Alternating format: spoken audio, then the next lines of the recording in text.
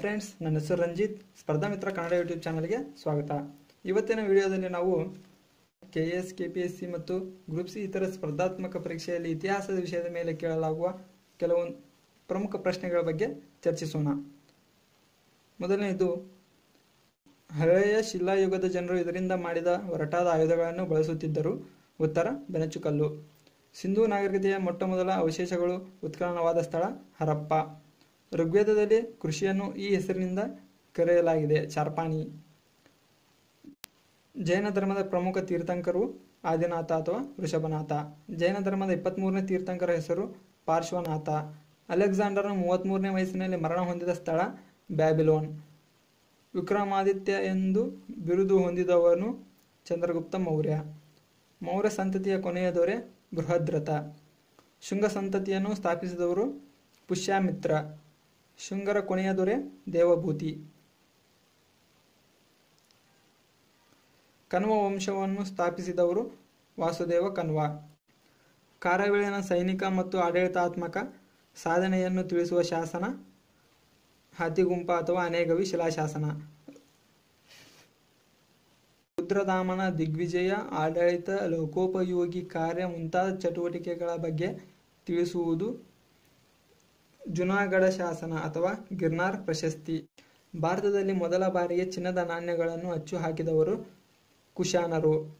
Doctor VS Smith ರವರು ಸಮುದ್ರಗುಪ್ತನನ್ನು ಹೀಗೆ ಕರೆದಿದ್ದಾರೆ, ಭಾರತದ ನೆಪೋಲಿಯನ್. ಸಿಯೂಕಿ ಗ್ರಂಥವನ್ನು ಬರೆದ ಚೀನಿ ಯಾತ್ರಿಕ ಹ್ಯುಯೆನ್-ತ್ಸಾಂಗ್. ನಳಂದ ವಿಶ್ವವಿದ್ಯಾಲಯವನ್ನು ಸ್ಥಾಪಿಸಿದವರು 1ನೇ ಕುಮಾರಗುಪ್ತ.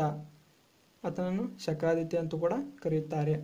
ಚಾಲುಕ್ಯ ಸಾಮ್ರಾಜ್ಯದ ಮೇಲಿನ ದಿಗ್ವಿಜಯದಿಂದಾಗಿ 1ನೇ ನರಸಿಂಹವರ್ಮನಿಗೆ ಬಂದ ಬಿರುದು ವಾತಾಪಿಕೊಂಡ.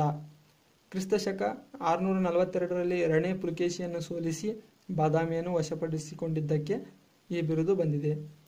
ತಂಜಾವೂರಿನಲ್ಲಿ ದುರ್ಗಾ ದೇವಾಲಯವನ್ನು ನಿರ್ಮಿಸಿದ ದೊರೆ ವಿಜಯಾಲಯ. ಕ್ರಿಸ್ತಶಕ 1191ರಲ್ಲಿ ನಡೆದ ಈ ಯುದ್ಧದಲ್ಲಿ ಪೃಥ್ವಿರಾಜನು ಮಹಮ್ಮದ್ ಗೋರಿಯನ್ನು ಸೋಲಿಸಿದನು. ಮೊದಲನೇ ತರೈನ್ ಯುದ್ಧದ.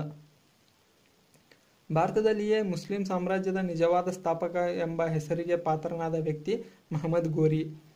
ದೆಹಲಿ ಸುಲ್ತಾನರ ಈ ದೊರೆ ಚೌಗನ್ ಅಥವಾ ಕುದುರೆಯ ಆಟ ಆಡುವಾಗ ಮೃತಪಟ್ಟನು. ಕುತುಬುದ್ದೀನ್ ಐಬಕ್.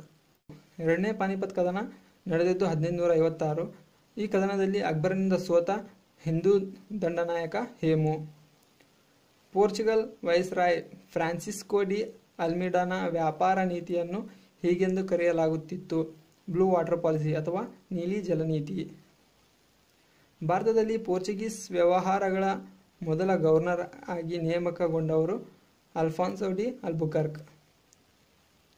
ಸಮುದ್ರ ಮಾರ್ಗದ ಮೂಲಕ ಭಾರತವನ್ನು ತಲುಪಿದ ಮೊದಲ ಇಂಗ್ಲಿಷ್ ನಾವಿಕ ಜಾನ್ ಮಿಲ್ಟನ್ ಹಾಲ್. ಕನ್ನಡ ಭಾಷೆ ಮತ್ತು ಲಿಪಿಯ ಮೊದಲ ಶಾಸನ ಹಲ್ಮಿಡಿ ಶಾಸನ. ಶಾತವಾಹನರ ವಂಶದ ಸ್ಥಾಪಕ ಸಿಮುಖ. ಕ್ರಿಸ್ತಪೂರ್ವ 235ರಿಂದ 212ವರೆಗೆ. ಕದಂಬರ ರಾಜಧಾನಿ ಬನವಾಸಿ. ಅವರ ಲಾಂಛನ ಸಿಂಹ ಮತ್ತು ವಾನರ ಧ್ವಜ. ಕದಂಬರ ಮೂಲವನ್ನು ಸೂಚಿಸುವ ಮುಖ್ಯವಾದ ಶಾಸನ ಕಾಕುತ್ಸವರ್ಮನ ತಾಳಗುಂದ ಶಾಸನ. ಸ್ಥಳ ಕುಂದೂರು ಜಿಲ್ಲೆ, ಶಿವಮೊಗ್ಗ. ಮಯೂರವರ್ಮನು ಕ್ರಿಸ್ತಶಕ 345ರಿಂದ 360ರವರೆಗೆ ಆಳ್ವಿಕೆ ನಡೆಸಿದ್ದನೆಂದು ತಿಳಿಸುವ ಶಾಸನ ಚಿತ್ರದುರ್ಗದ ಬಳಿ ದೊರೆತಿರುವ ಚಂದ್ರವಳ್ಳಿ ಶಾಸನ. ಗಂಗರ ಪ್ರಮುಖ ರಾಜ್ಯ ಲಾಂಛನ ಅಥವಾ ಮುದ್ರೆ ಆನೆ ಅಥವಾ ಗಜ.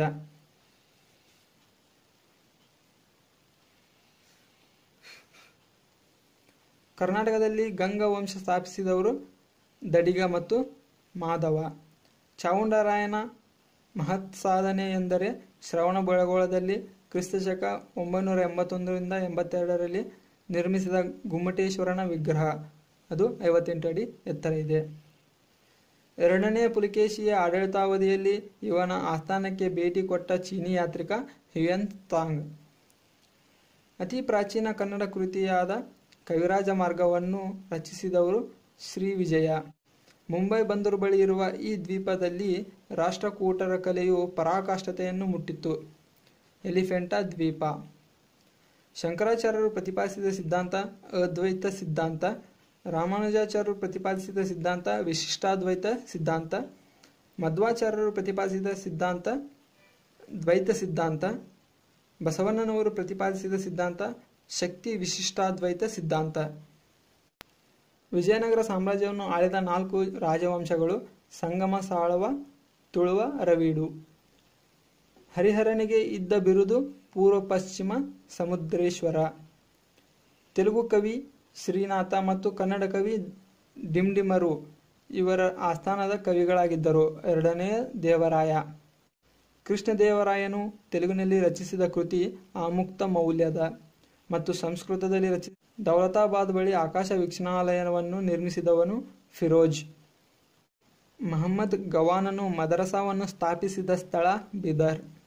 ಮೈಸೂರು ರಾಜ್ಯಗಳಲ್ಲಿ ಪೊಲೀಸ್ ಮತ್ತು ಅಂಚೆ ಸೇವೆಗಳನ್ನು ಜಾರಿಗೆ ತಂದವರು ಶ್ರೀರಂಗಪಟ್ಟಣದ ನರಸಿಂಹ ದೇವಾಲಯವನ್ನು ನಿರ್ಮಿಸಿದವರು ಕಂಠೀರವ ನರಸರಾಜ ಒಡೆಯರ್. ಕನ್ನಡ ಕುಲಪುರೋಹಿತ ಎಂಬ ಬಿರುದನ್ನು ಹೊಂದಿದವರು ಆಲೂರು ವೆಂಕಟರಾಯರು. ಫ್ರೆಂಡ್ಸ್, ಪರೀಕ್ಷಾ ದೃಷ್ಟಿಯಿಂದ ಈ ವಿಡಿಯೋ ನಿಮಗೆ ಸಹಾಯವಾಗುತ್ತದೆ. ಈ ವಿಡಿಯೋ ನಿಮಗೆ ಇಷ್ಟವಾದಲ್ಲಿ ಲೈಕ್ ಮಾಡಿ, ನಿಮ್ಮ ಫ್ರೆಂಡ್ಸ್ಗೆ ಶೇರ್ ಮಾಡಿ, ಕೆಳಗಡೆ ಸಬ್ಸ್ಕ್ರೈಬ್ ಬಟನ್ ಪ್ರೆಸ್ ಮಾಡಿ, ಪಕ್ಕದಲ್ಲಿರುವ ಬೆಲ್ ಬಟನ್ ಆಕ್ಟಿವೇಟ್ ಮಾಡಿಕೊಳ್ಳುವುದರಿಂದ ನನ್ನ ಪ್ರತಿಯೊಂದು ಹೊಸ ವಿಡಿಯೋವನ್ನು ನೋಟಿಫಿಕೇಶನ್ ಮೂಲಕ ನೀವು ಪಡೆಯಬಹುದು. ಈ ವಿಡಿಯೋ ನೋಡಿದ್ದಕ್ಕೆ ಧನ್ಯವಾದಗಳು.